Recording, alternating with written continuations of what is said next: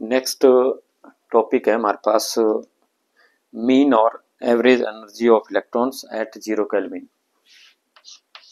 Mean और average energy of electrons at T equal to 0 kelvin.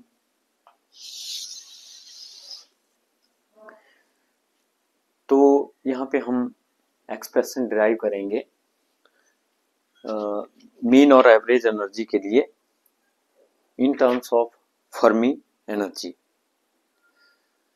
तो जैसा कि हमने प्रीवियस आर्टिकल में NU DU के लिए एक्सप्रेशन डिराइव किया था, तो NU DU is equal to 3/2 N into U F raise power minus 3/2 और U raise power 1/2 divided by E raise power U minus UF divided by KT और plus 1। तो ये जो एक्सप्रेशन है ये था हमारे पास number of particles in the energy interval between U and U plus DU।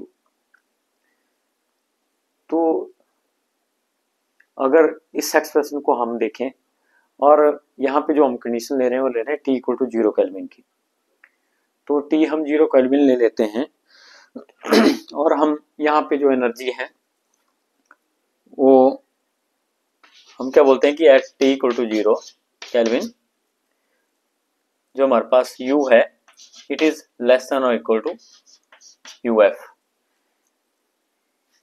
कि 0 केल्विन पे जो हमारे इलेक्ट्रॉन्स होते हैं वो सिर्फ फर्मी लेवल तक की फील्ड होते हैं, इसलिए जो उनकी एनर्जी हमारे पास होती है वो फर्मी एनर्जी से कम या फर्मी एनर्जी के बराबर हमारे पास होती है, क्योंकि जो इलेक्ट्रॉन्स हैं वो फर्मी लेवल तक ही ऑक्युपाइड होते हैं। तो या तो एनर्जी आपकी फर्मी एनर्जी हो सकती है या तो एनर्जी उससे कम हमारे पास हो सकती है। तो इसका मतलब क्या हुआ कि अगर हम यहाँ पे इसको U माइनस UF अगर कंसीडर करें तो इस केस में जो U माइनस UF है तो U is less then UF है हमारे पास, तो इसका मतलब ये टर्म हमारे पास यहाँ पे नेगेटिव हमारी आएगी। तो इसलिए e raise power negative divided by KT, लेकिन T है 0 तो समथिंग बाय 0 इज इन्फिनिटी, तो ये हमारे पास बनेगा e raise power minus infinity और e raise power minus infinity हमारे पास होता है 0 के बराबर। तो यहाँ पे सिर्फ 1 ही हमारे पास बचेगा, तो हम क्या बोलेंगे कि NU DU will be equal to 3/2 N UF raised power minus 3/2 into U raised power 1/2। तो ये जो हमारे पास यहाँ पे टर्म है ये आपकी 0 के बराबर हो जाएगी और आगे UF U raised power 1/2 divided bye 1 को हम U raised power 1/2 ही यहाँ पे लिख सकते हैं। तो बोलता कि अगर हमने यहाँ पे टोटल एनर्जी निकालनी है इस केस में, मतलब टोटल एनर्जी किसकी जो भी हमारे फर्मी लेवल तक सारे इलेक्ट्रॉन ऑक्युपाइड हैं उन सभी की टोटल एनर्जी की अगर हम बात करेंगे तो हम उसको किस तरह से निकाल सकते हैं। It will be 0 to UF, मतलब कि जो इलेक्ट्रॉन है वो फर्मी लेवल तक फील्ड है, इसलिए हम इसको 0 से UF तक जो हमारे पास NU DU है उनकी एनर्जी को हम सम करेंगे। तो यहाँ पे ये हमारे पास जो टोटल एनर्जी यहाँ पे बनेगी इसको हम टोटल एनर्जी यहाँ पे बोलेंगे। तो यहाँ पे थोड़ा सा इस चीज को एक्सप्लेन करने की जरूरत है कि हमारे पास जो नंबर ऑफ NU DU है वो हमारे पास number of particle in the interval DU। ये हमारे पास मान लो छोटा सा इंटरवल है DU पूरे एनर्जी इंटरवल का, तो इस एक इंटरवल की इस एक इंटरवल में जो हमारे पास नंबर ऑफ पार्टिकल हैं वो है हमारे पास NU DU। तो U हमारे पास यहाँ पे एक सिंगल पार्टिकल की एनर्जी है, लेकिन इस इंटरवल में हमारे पास NU DU पार्टिकल हैं। एक पार्टिकल की सिंगल पार्टिकल की एनर्जी U है और इस इंटरवल में NU DU पार्टिकल हैं, तो इसलिए NU DU पार्टिकल की जो हमारे पास एनर्जी बनेगी वो बनेगी NU DU इंटू U। तो इस सिंगल इंटरवल की जो हमारे पास एनर्जी होगी वो इतनी हमारे पास होगी। तो बोलता है इसलिए पूरे एनर्जी लेवल को मतलब कि फर्मी लेवल तक जो हमारे एनर्जी लेवल होंगे, ऐसे हम बहुत सारे अलग अलग एनर्जी लेवल ले सकते हैं, DU DU DU। तो इन सभी एनर्जी लेवल की एनर्जी को हम यहाँ पे ऐड कर रहे हैं 0 से लेकर के UF तक। मतलब कि हमने 0 लेवल से लेकर के UF फर्मी लेवल तक की एनर्जी को ऐड किया। मतलब सभी जितने भी हम यहाँ पे small energy interval DU DU ले रहे हैं, उन सभी इंटरवल की एनर्जी को हम यहाँ पे ऐड कर रहे हैं। तो NU DU हमने यहाँ पे निकाला हुआ है, तो इसकी वैल्यू हम यहाँ पे पुट करेंगे तो हमारे पास जो है टोटल एनर्जी यहाँ पे आ जाएगी।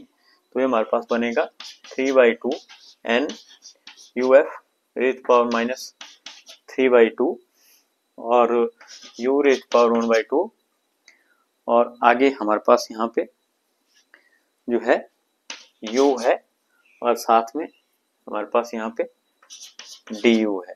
तो यहाँ पे हमारे पास DU है। तो यहाँ पे हम देखते हैं कि U रेज़ पावर 1/2 है, U रेज़ पावर 1 है। तो ये टोटल हमारे पास जो है U रेज़ पावर 3/2 यहाँ पे बनेगा।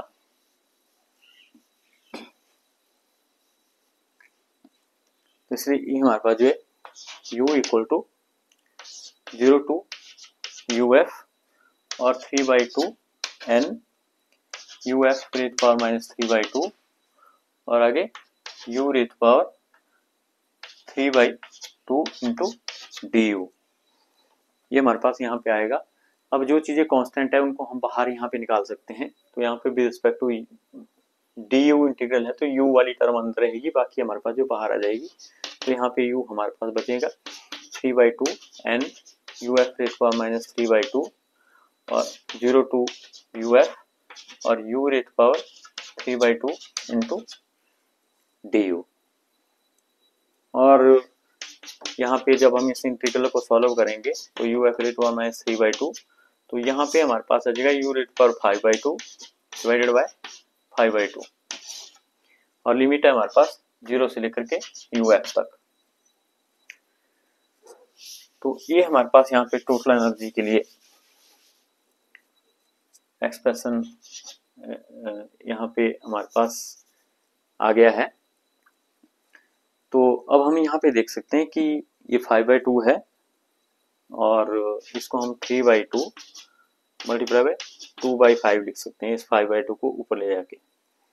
और यहाँ पे N UF raise power minus 3/2 और यहाँ पे UF रेज़ पावर 5/2।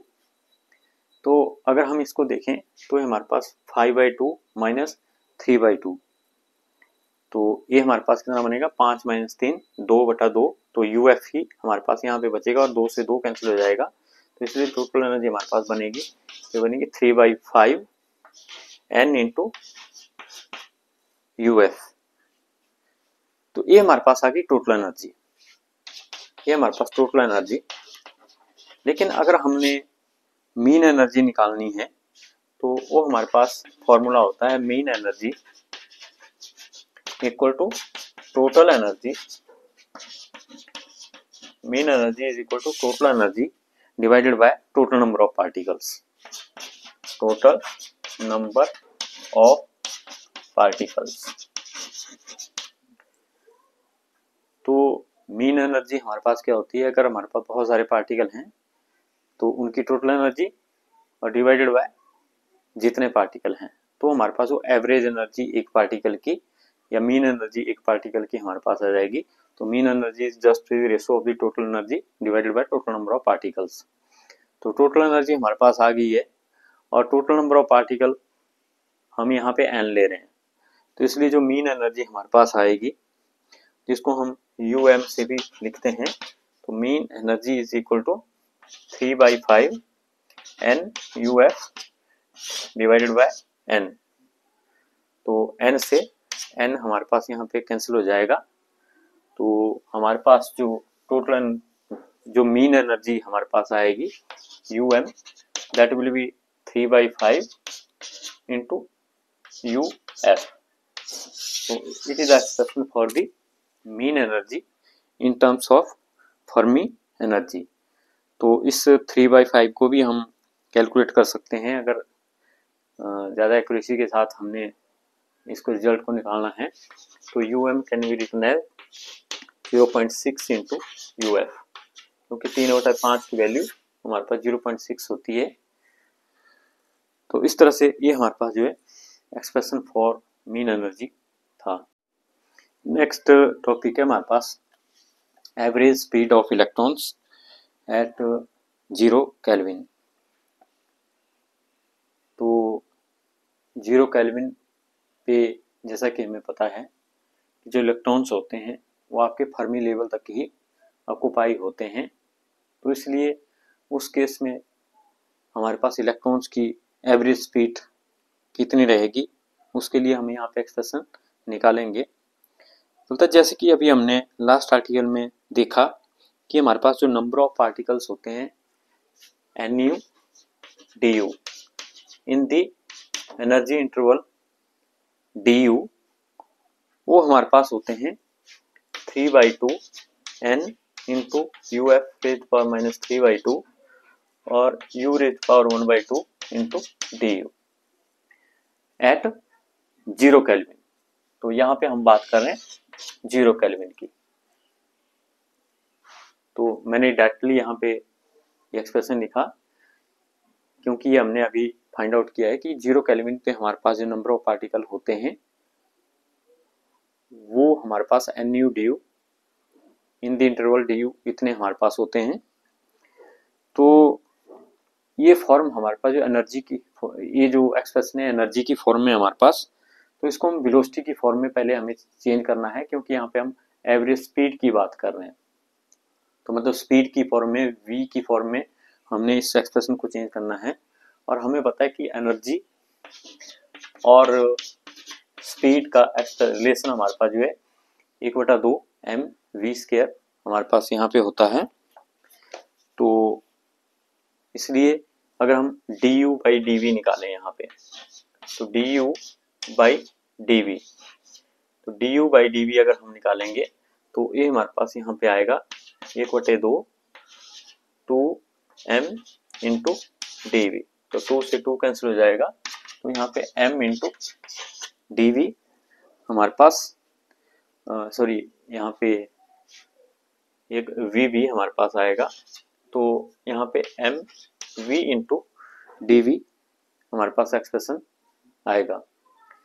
तो इसलिए जो du है तो dv हम दूसरी साइड को ले जाएं तो du हमारे पास जो है mv इंटू dv हमारे पास यहाँ पे आ जाएगा। तो ये du/dv निकाला था, तो du/dv हमारे पास जो है 1/2 2 इंटू mv हमारे पास आएगा। तो जब हम इस dv को दूसरी साइड ले जाएंगे तो ये हमारे पास जो mv dv यहाँ पे बनेगा। तो हमने ये एक्सप्रेशन यहाँ पे चेंज कर दिया। तो अब ये दोनों वैल्यू जो हैं du की हम यहाँ पे पुट करेंगे और u की वैल्यू हम यहाँ पे पुट करेंगे। तो इसलिए जो हमारे पास nv dv है, मतलब कि ये जो हमारे पास नोटेशन है जिसको हम nu du लिख रहे हैं, ये हमारे पास nv dv हम इसको लिखेंगे क्योंकि हमने एनर्जी की फॉर्म से इसको वेलोसिटी की फॉर्म में कन्वर्ट किया है। तो इसलिए यहाँ पे 3/2 n into 1/2 m into vf का whole square raise power minus 3/2। तो यहाँ पे जो हम uf लिख रहे थे उस uf को हमने वेलोसिटी की फॉर्म में चेंज कर दिया और हमारे पास 1/2 mvf का स्क्वायर हमने उसको लिखा क्योंकि यहाँ पे एनर्जी जो है 1/2 mv² होती है और आगे हमारे पास u की वैल्यू हम यहाँ से पुट करेंगे, तो u की वैल्यू हमारे पास होती है 1/2 mv², और उसकी पावर हमारे पास जो है 1/2, और साथ में du की वैल्यू हमने निकाली है mv इंटू dv। तो इस एक्सप्रेशन को अगर हम यहाँ पे देखेंगे तो यहाँ पे 2 की पावर अगर हम देखते हैं तो 2 की पावर यहाँ पे निकालते हैं तो 2 की पावर होगी 1, और इस वाले 2 की पावर है -3/2, और इस वाले 2 की पावर है 1/2। तो इससे 2 की पावर को टोटल हम कैलकुलेट करते हैं तो ये हमारे पास यहाँ पे आपकी 2 की पावर जो है 0 आएगी, क्योंकि ये हमारे पास 2 + 1 3, 3 - 3 0, और 2 की पावर 0 मतलब 1 हम उसको बोलेंगे। तो इसलिए हम क्या बोलेंगे कि इस एक्सप्रेशन से जो 2 है वो यहाँ से हट जाएगा। और उसी तरह से हम यहाँ पे Vf की पावर की बात करें तो Vf की पावर 2 × -3/2 है, तो 2 से 2 कैंसिल हो जाएगा, तो Vf की पावर हमारे पास यहाँ पे सिर्फ -3 यहाँ पे बचेगी। और उसी तरह से v की पावर 2 से 2 कैंसिल हो जाएगा, एक v यहाँ पे बचा और एक यहाँ पे है, तो v² हमारे पास बचेगी। तो nv/dv की वैल्यू अगर हम लिखें तो nv/dv की वैल्यू हमारे पास बनेगी 3n × vf रेज़ पावर -3 और इंटू v² इंटू dv। क्योंकि m की पावर की भी अगर हम बात करें यहाँ पे तो m की पावर यहाँ पे होगी -3/2, और यहाँ पे m की पावर हमारे पास कितनी होगी 1/2, और यहाँ पे m की पावर हमारे पास होगी +1। तो ये हो गया हमारे पास 3 - 1 2/2 -1, तो ये भी m की पावर 0 हमारे पास होगी जो कि 1 है। इसका मतलब है कि m भी यहाँ से हमारे पास हट जाएगा। तो ये एक्सप्रेशन हमारे पास यहाँ पे nv/dv के लिए हमारे पास आया। तो अब हम एवरेज स्पीड निकालने की यहाँ पे बात कर सकते हैं। तो एवरेज स्पीड के लिए हम एक्सप्रेशन फाइंड आउट कर रहे हैं। तो होता है, हमने पहले पढ़ा हुआ कि एवरेज स्पीड की हमारे पास जो एक्सप्रेशन होता है वो हमारे पास होता है 0 to vf into n v into n v into dv और डिवाइडेड बाय n। तो यहाँ पे हमारे पास जो डिफरेंट इलेक्ट्रॉन्स हैं उनकी स्पीड हमारे पास जो है अलग अलग वेलोसिटी के इंटरवल में हमारे पास जो अलग अलग है। तो यहाँ पे हम क्या बोल रहे हैं कि हमारे पास जो nv/dv है, जैसा मैंने पहले एक्सप्लेन किया था कि dv इंटरवल में हमारे पास जो नंबर ऑफ पार्टिकल्स हैं वो हमारे पास है nv/dv, और यहाँ पे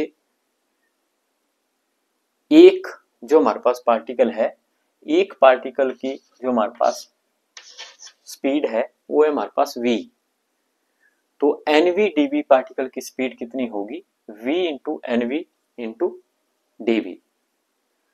तो इसलिए हम क्या करेंगे, ऐसे डिफरेंट जो हमारे पास इंटरवल हैं उन सभी इंटरवल की जो हमारे पास स्पीड है सभी पार्टिकल्स की, उनको हम यहाँ पे ऐड कर रहे हैं 0 से लेकर के फर्मी लेवल तक। तो स्पीड हमारे पास जो है 0 से लेकर के vf तक हमारे पास होगी, क्योंकि vf की स्पीड से ऊपर वाले मॉलिक्यूल हमारे इलेक्ट्रॉन हमारे पास नहीं होंगे।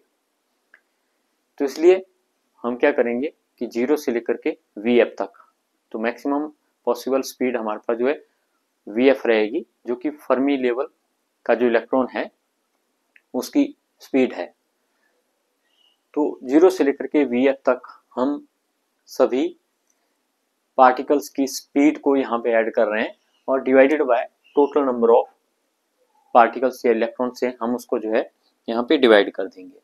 तो हमने यहाँ पे ये बाकी चीज़ें पहले निकाली हुई है कि हमारे पास जो यहाँ पे 0 से VF और V और NVDB हमने अभी लास्ट आर्टिकल में निकाला, that is 3N VF raise power -3 into V square into DV।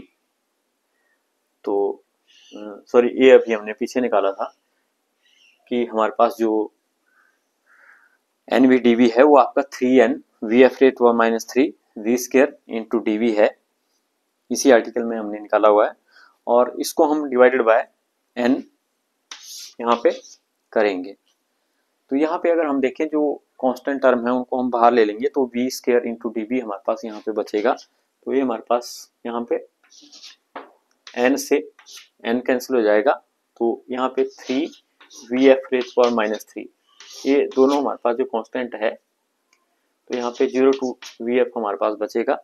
और यहाँ पे ये हमारे पास V स्क्वायर इंटू DV हमारे पास रह जाएगा। और इसकी जब हम इंटीग्रेशन करेंगे तो हमारे पास 3 इंटू VF रेज पावर -3 और यहाँ पे ये हमारे पास V क्यूब डिवाइडेड बाय 3 और 0 से VF तक हम जो है इसकी इंटीग्रेशन करेंगे। तो यहाँ पे सॉरी, यहाँ पे हमारे पास V भी था, तो V भी था, तो एक V यहाँ पे हमारे पास V स्क्वायर है और एक V ये है, तो हमारे पास V क्यूब हो जाएगा। और यहाँ पे भी हमारे पास जो है फिर V क्यूब का इंटीग्रेशन हमारे पास जो है V4/4 हमारे पास आएगी। तो ये एक्सप्रेशन हमारे पास यहाँ पे बचा। अब हम इसको कैलकुलेट कर सकते हैं। तो यहाँ पे अगर हम इस एक्सप्रेशन को देखें तो लिमिट पुट करेंगे तो अपर लिमिट ये हमारे पास यहाँ पे पुट होगी, क्योंकि लोअर लिमिट जो है 0 है। तो ये हमारे पास 3 इंटू VF रेज पावर -3 और ये हमारे पास यहाँ बटे में 4 आ गया। और यहाँ पे ये हमारे पास VF रेज पावर 4 हमारे पास यहाँ पे आएगा। अब VF की पावर, हम यहाँ भी VF है, ये भी VF है, तो VF की पावर 4 - 3 1 हमारे पास आएगी। तो ये हमारे पास 3 इंटू VF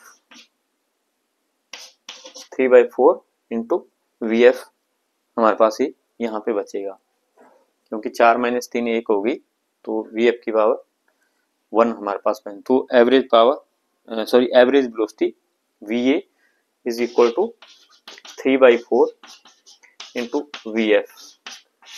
तो ये हमारे पास जो है एवरेज वेलोसिटी के लिए एक्सप्रेशन आएगा, या 3/4 को हम कैलकुलेट भी कर सकते हैं। 3 ये हमारे पास 0.75 होता है, तो VA को हम 0.75 इंटू VF भी यहाँ पे लिख सकते हैं, क्योंकि 3/4 की वैल्यू 0.75 हमारे पास होती है।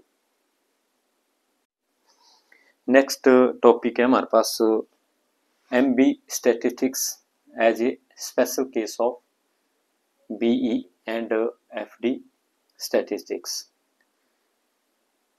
तो मैक्सवेल बोल्ट्जमैन स्टैटिस्टिक्स हमें बोलते हैं कि ये भी बोस-आइंस्टाइन और फर्मी-डिराक स्टैटिस्टिक्स का एक स्पेशल केस है। तो अगर हमें बोस-आइंस्टाइन और फर्मी-डिराक स्टैटिस्टिक्स का पता है और उन पे हम एक स्पेशल केस अगर लगाएं, तो वो दोनों स्टैटिस्टिक्स भी हमारे पास जो मैक्सवेल बोल्ट्जमैन स्टैटिस्टिक्स यहाँ पे बन जाती है। और वो स्पेशल केस हमारे पास क्या है, जैसे कि हमने पढ़ा हुआ है, हम क्या करते हैं कि हमारे पास जो फेस सेल का साइज है वो H0³ लेते हैं हम क्लासिकल स्टैटिस्टिक्स के केस में। मतलब मैक्सवेल बोल्ट्जमैन स्टैटिस्टिक्स के केस में जो फेस सेल का साइज का वॉल्यूम है वो हम H0³ लेते हैं, और ये H0³ हमारे पास एज स्मॉल एज पॉसिबल हम इसका जो ले सकते हैं। लेकिन क्वांटम स्टैटिस्टिक्स के केस में जो फेस सेल का वॉल्यूम हमारे पास होता है वो हमारे पास जो है H³ होता है। मतलब कि जो बोस-आइंस्टाइन और जो फर्मी-डिराक स्टैटिस्टिक्स है, इन दोनों के केस में ही जो फेस सेल का वॉल्यूम है वो हम H0 से कम नहीं ले सकते हैं। तो इसलिए यहाँ पे एक लिमिट हमारे पास लग जाती है कि फेस सेल का वॉल्यूम H0 से कम नहीं हम ले सकते हैं। तो यहाँ पे हम बोलें कि ये हमारे पास मान लो H0 है, ये H0 है, तो वॉल्यूम का जो साइज है वो हम इतना कर यहाँ पे ले सकते हैं। लेकिन जो H0 है वो हमारे पास जो इससे भी छोटा हम इसको यहाँ पे ले सकते हैं। इसको मैक्सवेल बोल्ट्जमैन के केस में हम कितना भी छोटा ले सकते हैं, एज स्मॉल एज पॉसिबल।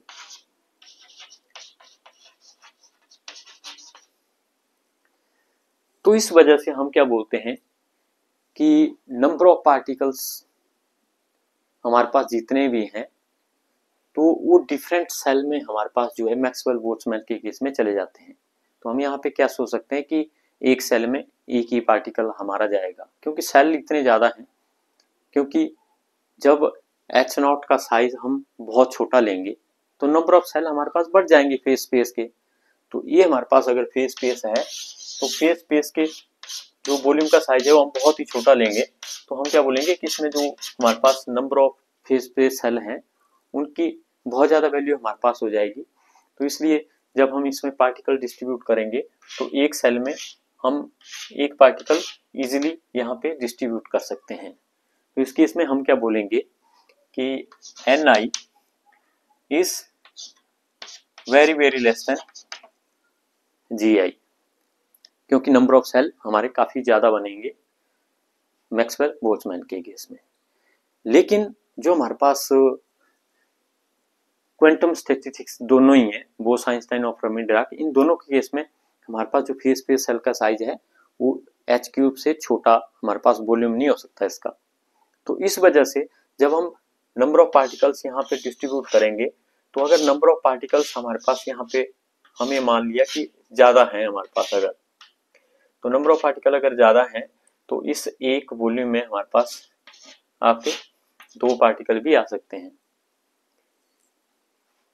तो हमारे पास एक वॉल्यूम में दो पार्टिकल आ सकते हैं, लेकिन कौन सी स्टैटिस्टिक्स के अकॉर्डिंग, बोस आइंस्टाइन स्टैटिस्टिक्स के अकॉर्डिंग। लेकिन फर्मी-डिराक स्टैटिस्टिक्स क्या बोलती है, उसमें एक ही पार्टिकल हमारा यहाँ पे आ सकता है। तो इस केस में जो पार्टिकल्स होंगे वो हमारे डिस्टिंग्विशेबल नहीं होंगे, वो हमारे इनडिस्टिंग्विशेबल यहाँ पे होंगे। क्योंकि जब एक सेल में दो पार्टिकल हैं तो पार्टिकल इतने छोटे हैं हम उनको आइडेंटिफाई नहीं कर सकते हैं। तो मैक्सवेल बोल्ट्जमैन के केस में भी हम पार्टिकल को क्यों आइडेंटिफाई करते हैं, सेल नंबर की वजह से, क्योंकि किस सेल में कौन सा पार्टिकल गया है वो उसकी आइडेंटिफिकेशन होती है। तो यहाँ पे पार्टिकल हम जो है डिस्टिंग्विशेबल लेते हैं, यहाँ पे हम पार्टिकल डिस्टिंग्विशेबल लेते हैं, लेकिन उनको डिस्टिंग्विश हम उनके सेल नंबर से करते हैं, ना कि पार्टिकल को देख के करते हैं। तो इसलिए पार्टिकल जो डिस्टिंग्विशेबल बन रहे हैं मैक्सवेल बोल्ट्जमैन के केस में वो सेल का नंबर करके बन रहे हैं, क्योंकि अलग अलग सेल में अलग अलग पार्टिकल हैं, तो सेल नंबर का रेफरेंस देके हम पार्टिकल की आइडेंटिफिकेशन बता सकते हैं। लेकिन जब एक सेल में दोनों ही पार्टिकल चले गए तो उस केस में हम पार्टिकल को डिस्टिंग्विश नहीं कर सकते, तो ऐसे पार्टिकल को हम इनडिस्टिंग्विशेबल पार्टिकल यहाँ पे बोलते हैं। लेकिन हम बोले कि अगर हमारे पास जो नंबर ऑफ पार्टिकल हैं वो अगर हम नंबर ऑफ सेल से बहुत कम लेते हैं, तो हम बोले कि if Ni is very less then Gi, तो मान लो हमारे पास क्वांटम स्टैटिस्टिक्स की भी अगर हम बात करें तो क्वांटम स्टैटिस्टिक्स में हम बोलें कि Ni is very less then Gi, तो उस केस में पॉसिबिलिटी क्या रहेगी कि हमारे पास जो पार्टिकल्स हैं वो भी अलग अलग सेल में जाएंगे, क्योंकि नंबर ऑफ पार्टिकल कम है और सेल हमारे पास बहुत ज्यादा है। तो इसलिए इस पॉसिबिलिटी को देखते हुए अगर मैं बोलूं कि हमारे पास सिर्फ दो पार्टिकल हैं, हमारे पास सिर्फ दो पार्टिकल हैं और हमारे पास जो स्टैटिस्टिक्स हम ले रहे हैं वो क्वांटम, तो पॉसिबिलिटी क्या होती है कि एक पार्टिकल आपका इधर चला गया और एक पार्टिकल आपका किसी दूसरे सेल में चला गया। तो इसलिए अगेन पार्टिकल हमारे पास जो है डिस्टिंग्विशेबल बन जाएंगे।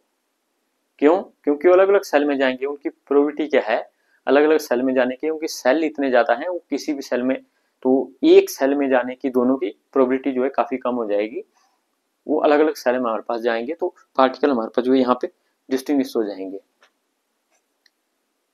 तो इसलिए हम क्या बोलेंगे कि जो मैक्सवेल बोल्ट्जमैन स्टैटिस्टिक्स के केस में जैसा होता था कि हम पार्टिकल को डिस्टिंग्विश करते थे अलग अलग सेल से, तो अब क्वांटम में भी हम उन पार्टिकल्स को अलग अलग सेल से डिस्टिंग्विश कर सकते हैं, और इसको हम मैथमेटिकली भी यहाँ पे देख सकते हैं। तो मैथमेटिकली इसको हम किस तरह से यहाँ पे देखेंगे, बोलते हैं कि हमारे पास जो NU बटा GU हमारे पास होता है वो होता है GU 1 डिवाइडेड बाय e⁻⁴u/kT और +1। ये होता है हमारे पास FD स्टैटिस्टिक्स के केस में फॉर्मूला। FD स्टैटिस्टिक्स के केस में NU बटा GU 1 डिवाइडेड बाय e⁻⁴u/kT +1 होता है। लेकिन अगर हम बोस-आइंस्टाइन स्टैटिस्टिक्स की बात करें तो इस केस में NU बटा GU हमारे पास होता है 1 बटा e⁻⁴u/kT और -1।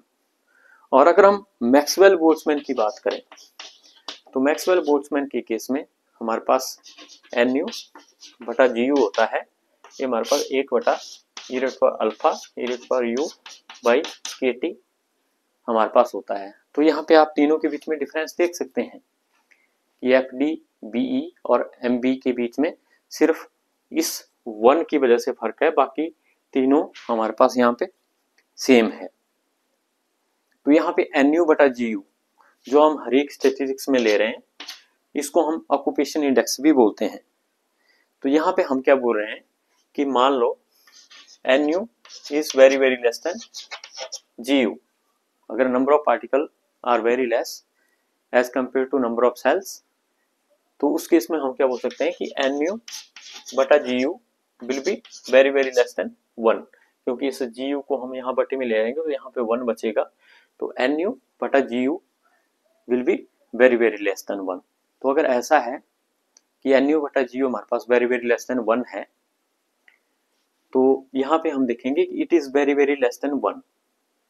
तो इसका मतलब कि लेफ्ट साइड अगर वेरी वेरी लेस देन 1 है तो राइट साइड भी वेरी वेरी लेस देन 1 हमारे पास यहाँ पे बनेगी। तो इसलिए हम क्या बोलेंगे कि it implies if left hand side NU बटा GU is very very less than 1, then the right hand side of this will also be very very less than 1. It implies 1 by E⁻⁴ e⁻⁴u/kT plus 1 will be very very less than 1। और इसको अगर हम उल्टा करेंगे तो हम क्या बोलेंगे कि e⁻⁴u/kT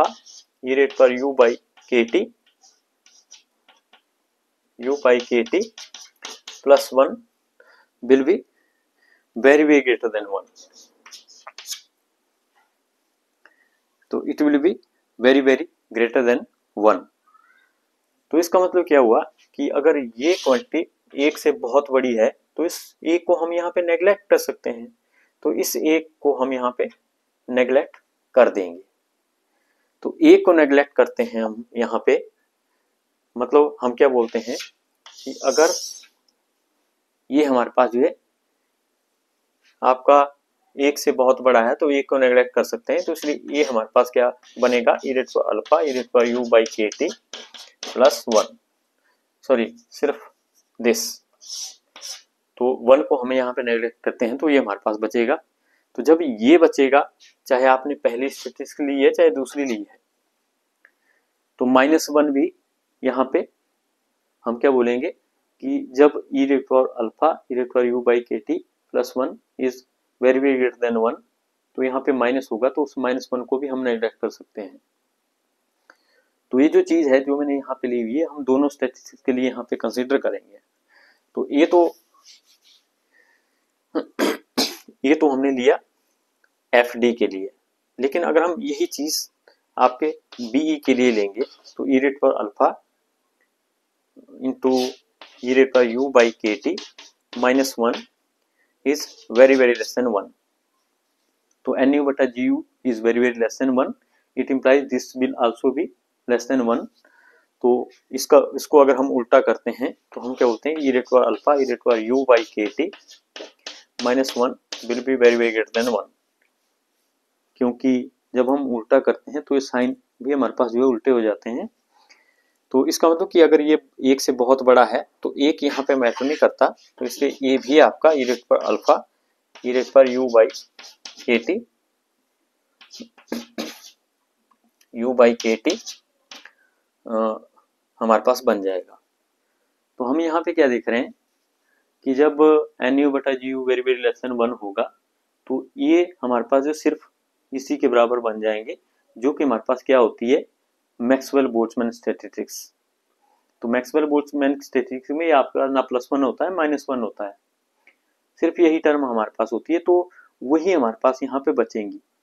तो इसका मतलब क्या हुआ कि जब occupation index very very less than 1 हमारे पास होता है तो एफडी स्टैटिस्टिक्स और बोस आइंस्टाइन स्टैटिस्टिक्स भी हमारे पास मैक्सवेल बोल्ट्जमैन स्टैटिस्टिक्स के हमारे पास जो बन जाती हैं दोनों ही. तो इसलिए हम क्या बोलेंगे एफडी और बोस आइंस्टाइन जो स्टैटिस्टिक्स है उसी से हमारे पास जो मैक्सवेल बोल्ट्जमैन स्टैटिस्टिक्स आ जाती है. तो इसलिए हम बोलते हैं Maxwell Boltzmann statistics is a special case of Fermi Dirac and boss Einstein statistics. और उस स्पेशल केस क्या है जब occupation index is very very less than 1 हमारे पास होता है. तो जब ये वेरी वेरी लेस देन 1 होता है तो ये पूरी टर्म भी हमारे पास वेरी वेरी लेस देन 1 होगी. इसका मतलब कि जब हम इसको उल्टा करेंगे तो ये वाली टर्म हमारे पास वेरी वेरी ग्रेटर देन 1 होगी. तो इसलिए +1 और -1 को हम यहाँ पे नेग्लेक्ट कर सकते हैं.